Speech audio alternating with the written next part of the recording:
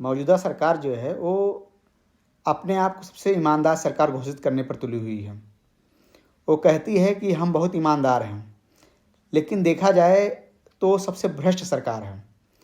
जब supreme court का decision आया कि जब चुनाव आयोग की नियुक्ति होगी उसमें सीजीआई रहेंगे, विपक्ष का नेता रहेगा और प्रधानमंत्री रहेंगे। इन 3 लोग जो रहेंगे वो चुनाव आयोग की नियुक्ति करेंगे। लेकिन प्रधानमंत्री मोदी जी ने एक किया कि उसमें से सीजीआई को हटा दिया और उसमें अपने एक नुमाइंदे को रख लिया, यानी कि अपने एक मंत्री को रख लिया। अब सीजीआई को हटा के अब प्रधानमंत्री उसमें रहेंगे, विपक्ष का नेता रहेगा और उनका एक मंत्री रहेगा, और 2:1 के अनुपात से सीजीआई जो इलेक्शन कमीशन होता है उसकी नियुक्ति होती है। अब यहाँ उन्होंने छल किया। उसके बाद पीएम मोदी ने एक ऐसा कानून ला दिया कि जो चुनाव आयोग है उसके ऊपर कोई भी एफआईआर दर्ज नहीं हो सकती, यानी वो कुछ भी करे उसके ऊपर एफआईआर नहीं दर्ज हो सकती। ऐसा क्यों?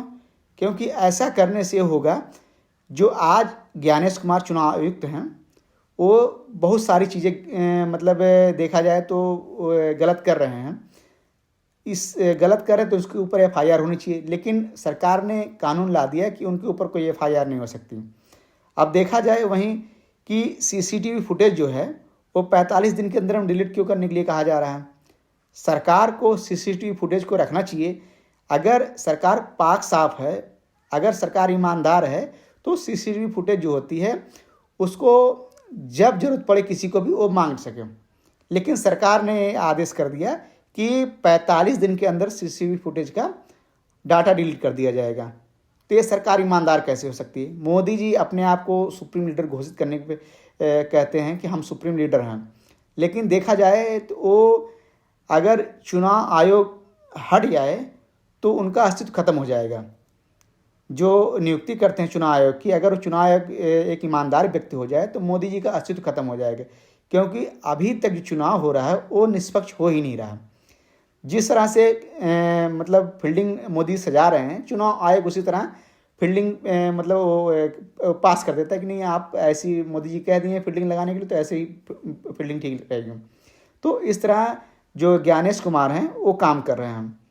वो जैसा मोदी जी कहेंगे वैसे ही ज्ञानेश कुमार काम करेंगे, क्योंकि ज्ञानेश कुमार जो हैं वो निष्पक्ष तरीके से नहीं चुने गए हैं, वो मोदी जी के रहमो करम पे चुने गए हैं। अब वो मोदी जी के खिलाफ नहीं जा सकते कि हम मोदी जी के खिलाफ भी एक्शन लें।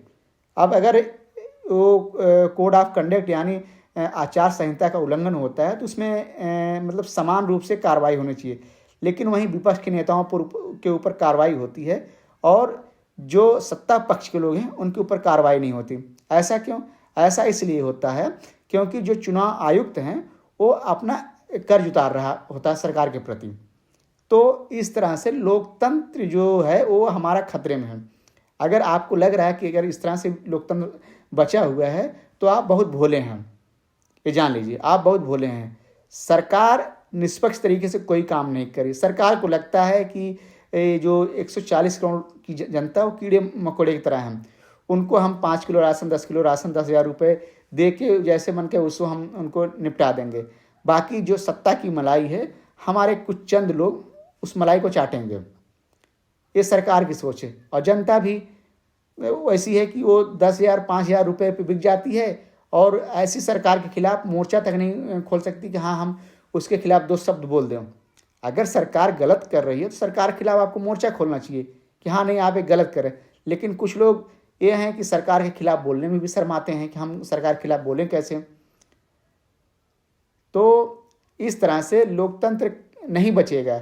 सरकार के खिलाफ हमें बोलना पड़ेगा, तब जाके सरकार को समझ में आएगी कि हाँ इस देश में लोकतंत्र भी है। वरना तो वही हाल है कि भाई 5 किलो राशन दे दो, मतलब 5 किलो राशन में आपका पूरा वोट खरीद लेंगे, जबकि वोट की कोई कीमत नहीं होती। 10,000 रुपये में बिहार इलेक्शन जीत जाते हैं। अब 10,000 रुपये दे के वो पूरा 5 साल शासन करेंगे आपके ऊपर। अब वो चाहे जैसे शासन सत्ता चलाएं उससे किसी को फर्क नहीं पड़ता है।